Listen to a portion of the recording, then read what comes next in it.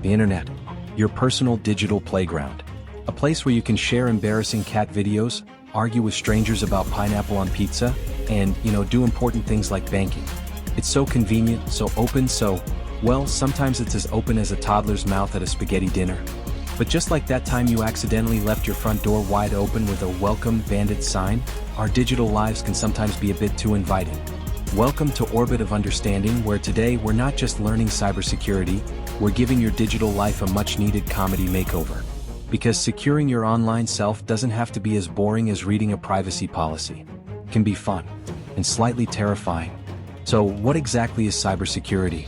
Think of it as your digital bouncer, bodyguard, and alarm system, all rolled into one.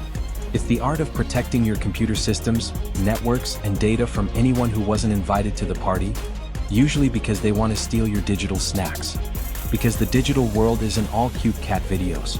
It's also home to identity thieves who want to cosplay as you, financial fraudsters who want to make your bank account look like a desert, and data breaches that expose your embarrassing teenage poetry collection to the internet.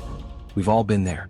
Even seemingly innocent things like that email promising you a free unicorn, just click here, can be a trap. The impact? Financial headaches, reputation damage, and the existential dread of knowing someone out there has your grandmother's maiden name. It's not just for IT gurus, it's for anyone who owns a device and enjoys having their life remain theirs. Alright, let's meet the cast of characters trying to break into your digital apartment. They're not all hoodie-wearing super geniuses in dark rooms, though some definitely are. They come in many flavors. First, the most common, cybercriminals. These are the digital pickpockets and bank robbers. They're after your cash, your credit card numbers, or your personal info to sell on the dark web. They're usually just trying to make a dishonest buck or a dishonest $1,000,000. Then we have hacktivists. Think of them as the digital graffiti artists or performance artists. They're not after your money, they're after a statement. They'll deface websites, leak embarrassing documents, or disrupt services to highlight a political or social cause they believe in, sometimes with questionable methods. Next, the heavy hitters, nation-state actors. These are the government-sponsored cyber agents. They're after top-secret intel, trying to sabotage rival countries' power grids, or just seeing what kind of digital mischief they can get up to. They're basically James Bond, but with more coding and less martini shaking.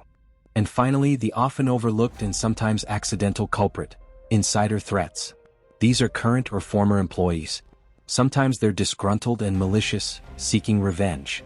More often, they just accidentally click on something they shouldn't, leaving the digital cookie jar wide open. We've all got that one coworker, right? Whether they're after your cash, your secrets, or just want to cause general digital mayhem, knowing who is out there helps us anticipate how they'll try to sneak in. So, how do these digital mischief makers actually do their dirty work? Their bag of tricks is surprisingly varied, but you'll recognize some of these terms from your local news reports about, "Oh no, not again." First up, malware. It's the umbrella term for malicious software. Basically any program designed to sneak onto your computer and cause trouble. We've got viruses that attach to innocent programs, worms that self-replicate faster than rabbits on a sugar rush, and Trojans, seemingly innocent downloads that unleash chaos when you open them. And then there's ransomware, which locks up all your files and demands Bitcoin to give them back. It's like your computer suddenly becoming a hostage negotiator.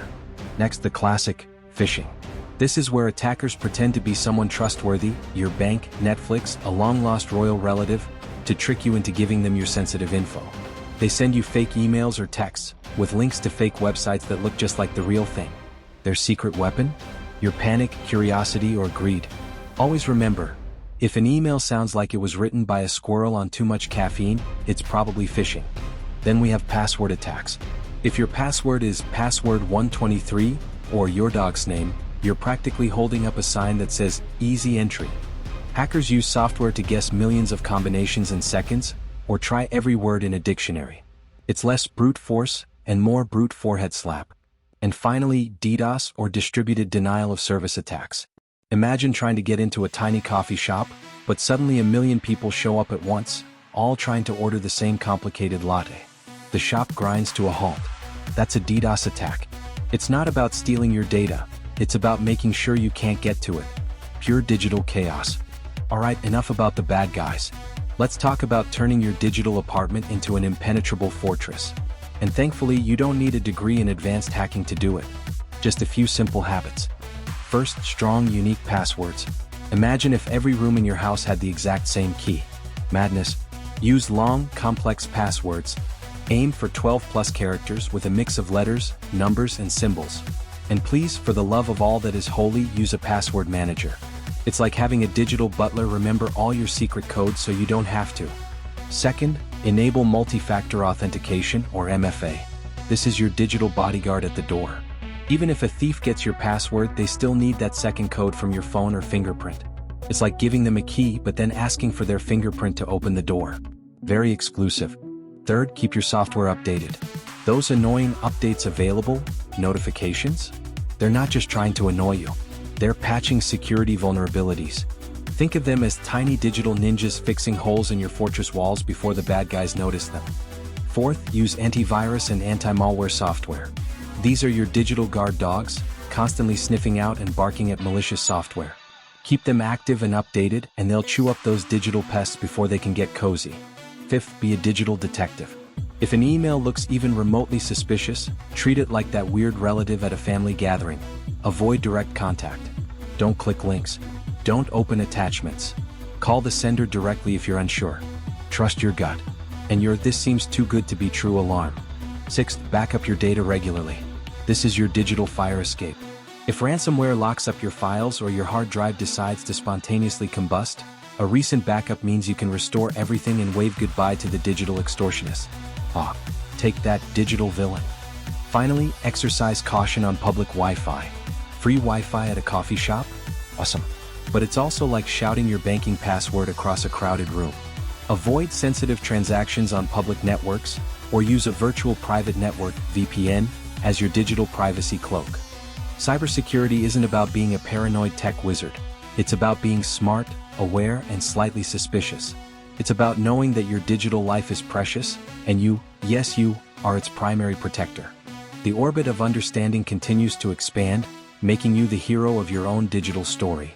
Join us tomorrow for another exploration into the vast universe of knowledge. Subscribe to Orbit of Understanding and hit that notification bell to ensure you never miss your daily dose of insight. We'll see you then.